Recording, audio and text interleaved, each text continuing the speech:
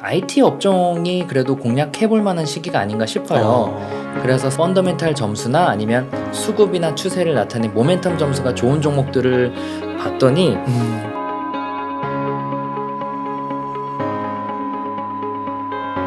그 점수상으로는 가장 좋더라고요. 네, 이런 종목들이 오늘은 그래서 PSR이라는 지표를 좀 기반으로 몇 종목을 좀 소개해드리려고 해요. 그러면 삼성전자랑 뭐 네이버, 카카오, 뭐 LG엔솔은 데이터는 없었지만 아무튼 나쁜 종목은 아니지만 뭐 괜찮은 종목이라고도 할 수도 있지만 최고의 종목은 아니다 했는데 혹시 최고의 종목 이런 게 몇 가지 좀 언급이 가능하실까요? 일단 IT 업종이 대체적으로 9월부터 오른다는 점과 또 최근에 관련 종목들이 많이 떨어졌다라는 점 등등에서는 IT 업종이 그래도 공략해볼 만한 시기가 아닌가 싶어요. 그래서 사전에 한번 IT 업종 내에서 앞서 보여드린 그런 점수라는 관점에서 펀더멘탈 점수나 아니면 수급이나 추세를 나타낸 모멘텀 점수가 좋은 종목들을 봤더니 STI나 KC, 워닝 머티리얼즈, KC텍 이런 종목들이 그 점수상으로는 가장 좋더라고요. 그렇구나. 네. 그런 거는 시총이 얼마 정도 되는 거예요? 시가총액이 한 2천억에서 4천억 사이입니다. 아주 작지는 않네요. 아주 작지는 않습니다. 사실 훨씬 더 작은 500억, 700억 이런 종목들이 급격하게 시가총액이 올라가는 경우가 많고요. 그래서 근데 어떤 분들은 시가총액 500억짜리라 그러면은 잡주다라고 하는데 그게 올라가면 나중에 5천억짜리가 되는 겁니다. 5천억짜리도 과거에는 500억일 때가 있었고요. 그래서 잡주라기 보기보다는 오히려 진주, 그러니까 아직 속의 진주, 그렇죠, 캐내지 않은 그런 진주라고 생각하시면 되는데 제가 이렇게 웅달님 채널에 나와서 또 괜히 500억짜리 말씀드렸다가 좀 그래서 어느 정도 사이즈 있는 종목으로 좀 준비해왔습니다. 네. STI, KC, 워닝 머티리얼즈, KC텍은 말씀하신 대로 모멘텀과 펀더멘탈 요거를 크로스로 딱 봤을 때 상위권에. 네, 맞습니다. IT 종목. 네. 그렇군요. 네. 그리고 또 하나 그 시장이 어렵기 때문에 요새 그 벤처 캐피탈 시장에서도 돈을 못 버는 이 스타트업들은 망합니다. 네. 근데 이건 상장 기업도 마찬가지예요. 그래서 어려운 시장일수록 펀더멘탈이 탄탄한, 그래서 뭐 영업이익이 안 날 수는 있지만 매출은 잘 나는 그런 기업들이 주로 오르기 마련인데 오늘은 그래서 PSR이라는 지표를 좀 기반으로 몇 종목을 좀 소개해드리려고 해요. PSR은 캔 피셔라고 캔 피셔의 아버지가 필립 피셔인데 네. 워렌 버핏의 스승. 네. 워렌 버핏의 스승이 뭐 2명이라고 알려지죠. 그 중에 이제 필립 피셔의 아들이 캔 피셔고요. 그 캔 피셔라는 분이 이제 PSR이라는 지표를 만들었는데 이는 주가를 주당 매출액으로 나눈 거예요. 매출, 네. 영업이익이 아니고. 영업이익이 아니어서 매출액 대비 얼마나 주가가 저평가되어 있냐라고 합니다. 그래서 분석해 보면 물론 영업이익 회사가 적자를 안 보는 게 중요하지만 가장 중요한 건 매출이라고 많이들 하거든요. 네. 근데 이 PSR은 낮을수록 좋습니다. 저평가되어 있다는 건데 그래서 표를 보시면 이 PSR이 낮은 종목 20개를 사서 PSR이 3을 넘을 때 그러니까 살 때는 PSR이 한 0.1이래요. 0.1 막 이런 애들을 사서 얘가 3을 넘길 때 팔았더니 2007년부터 누적 수익률이 194% 정도가 나옵니다. 그러니까 CAGR이라고 7.13%라고 나온 거는 연평균 수익률, 그러니까 1년에 평균적으로 7% 정도 수익이 나온다는 건데 근데 이거는 정말 PSR만 가지고 한 거고요. 만약에 여기서 조건을 하나 더 넣습니다. 네. PSR이 낮은 애들 뭐 0.1이고 막 이런 애들을 사서 결과적으로는 PSR이 3일 넘을 때 팔겠지만 그 전에 얘가 50% 수익률을 달성하면 팔겠다. 뭐 이틀 만에라도 팔 수가 있겠죠. 그럴 경우에는 누적 수익률이 661%로 연평균 14%가 나옵니다. 그래서 그래프 모양을 보시면 아시겠지만 최근 주식시장이 안 좋을 때 물론 좀 빠지긴 했으나 그렇게 많이 빠지지도 않았거든요. 그러니까 이 PSR이라는 거 하나만 들어도 충분히 여러분들이 퀀트 투자를 할 수 있고요. 마지막으로 그 PSR에서 그 오늘 기준으로 좀 PSR이 낮은 종목. 근데 여기서 또 시가총액 뭐 300억, 500억 말씀드릴 수는 없으니까 1000억 정도는 잘라서 보면은 생소하신 종목들일 거예요. 매드팩토, 셀리드, 박셀바이오, 네오 이뮨텍, 한화, 이원, 현대코퍼레이션, 서현, 삼지전자, GS글로벌, 다우데이터 정도면 아실 수도 있겠네요. 네. 키움증권 그거죠. CJ, 대상홀딩스, 코오롱, AK홀딩스, 하림지주, KG케미칼, 메일홀딩스, 세아홀딩스, 한세스, 입사홀딩스. 그러니까 얘네가 앞서 말씀드린 대로 이 중에 뭐가 터질지 몰라요.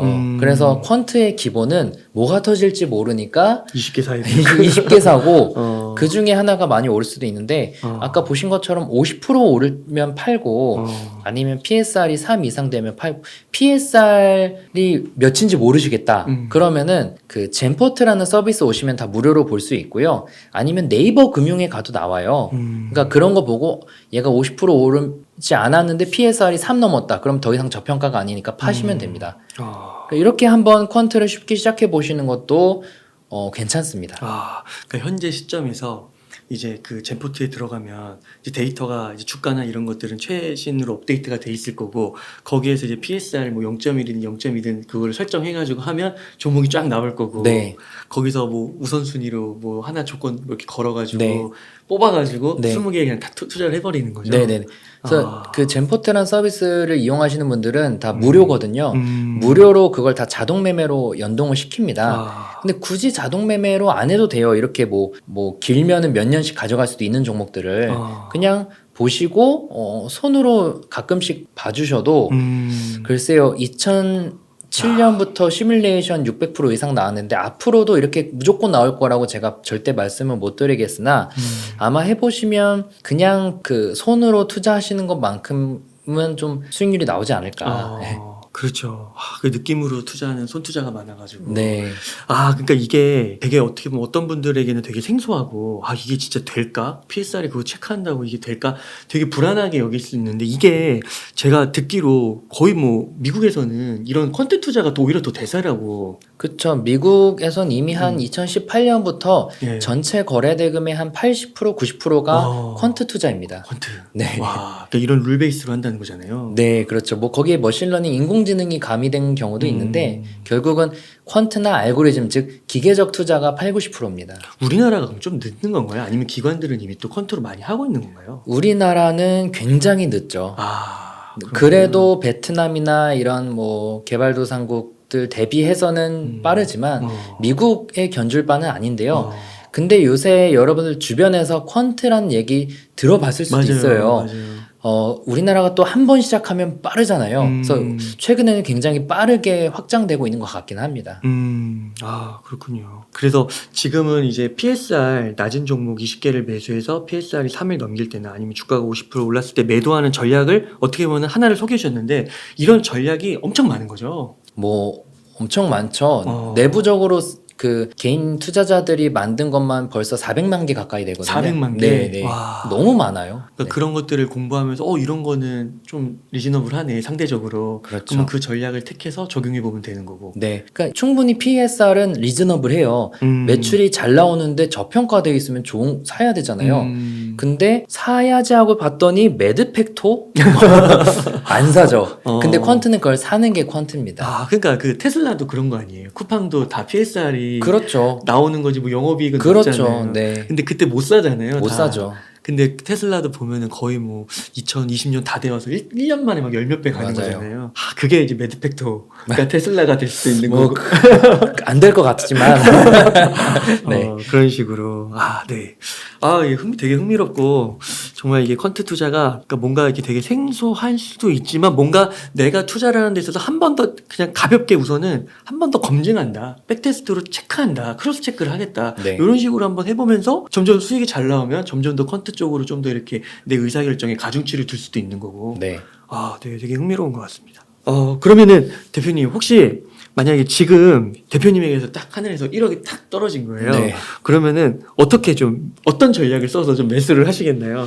뭐 실제로 제가 하고 있는 방식을 좀 말씀드리면요. 네. 이제 투자 자산의 한 절반 정도는 단타를 합니다. 근데 단타도 제가 하는 건 아니고 이제 퀀트로 짜서 자동으로 돌리는데 그러면 이게 대략 기간이 보통 어느 정도 되는 게 단타예요? 보통 평균 보유일이 하루 정도입니다. 하루. 네. 그 짧긴 짧네요. 짧으면 오늘 산 걸 오늘 팔고, 팔고. 길어야 뭐 이틀 이러니까요. 네. 그게 50%? 네. 근데 이것도 단타 투자는 사실 여러분들이 한 달은 공부하셔야 될 겁니다. 제대로 하려면. 그래서 제가 또 여기 출연할 기회가 생기면 단타보다는 이렇게 뭐 PSR이나 실질적으로 좀 긴 호흡으로 좀 안정적으로 돈을 벌 수 있는 그런 종목들을 소개할 텐데, 단타도 한 달 정도면 그래도 공부해서 할 수 있고요.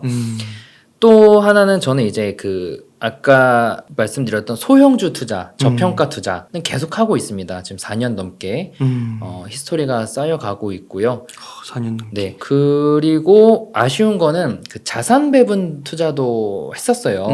그래서 이것도 몇 개 했는데 많이 알려진 게 올웨더라든지, 사계절. 그쵸. 그런 것들 했었는데 금리가 오르니까 채권 수익률이 낮아져서 원래대로라면은 이 주식이 떨어져도 채권이 올라가야 되는데. 해지해줘야 되는데, 어. 올라가서 해지를 해줘야 되는데 그게 안 되고 다 떨어지니까 거기에 더불어서 그 보통 자산 배분 투자의 기대 수익률이 1년에 한 7%? 뭐 보수적으로 5% 그런데 네. 요새 금리가 예금 금리가 거의 5%잖아요. 그렇구나. 그러니까 사실 리스크가 제로에 가까운 금리를 택할 것이냐, 자산 배분을 택할 것이냐.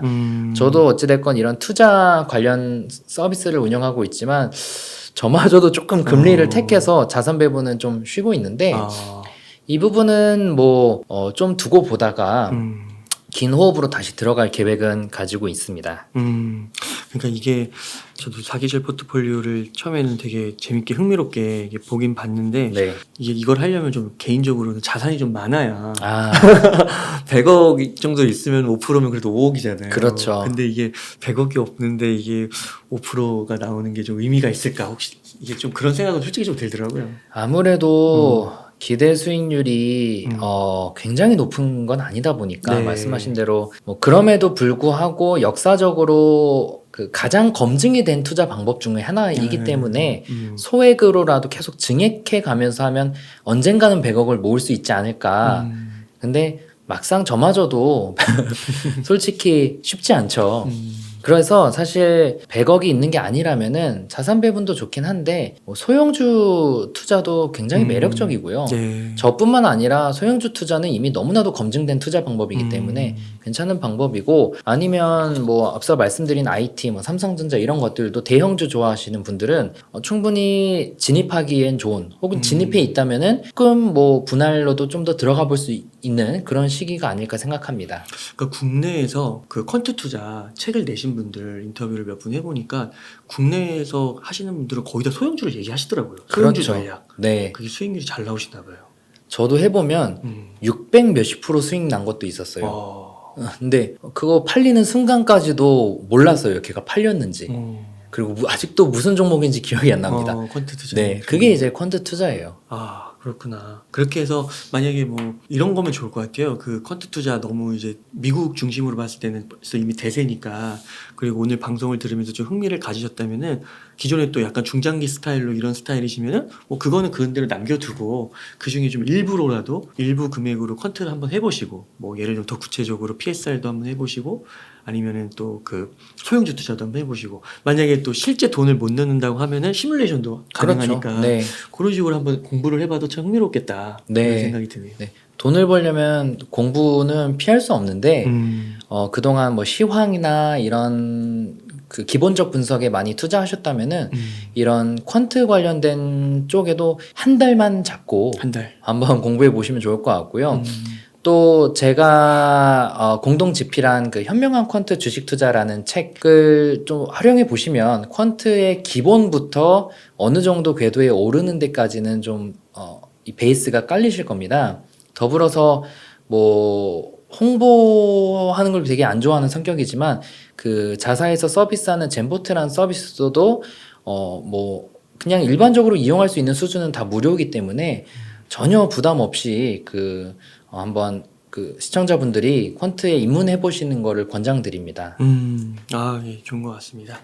혹시 대표님 이렇게 인터뷰 전반적으로 질문을 좀 드려봤는데 네. 시청자분들께 꼭 전하고 싶은 메시지가 있으시다면. 퀀트 투자는 선택이 아닌 필수다. 제가 항상 하는 말입니다.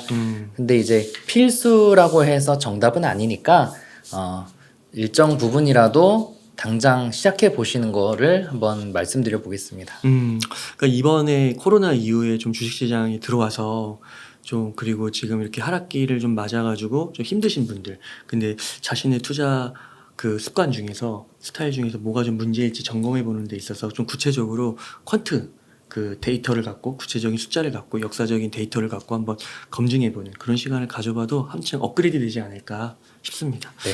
대표님, 그러면 오늘 뭐 인터뷰 한 요 정도에서 마무리해도 괜찮으실까요? 네. 네. 그럼 제가 마지막 멘트하고 마치도록 하겠습니다.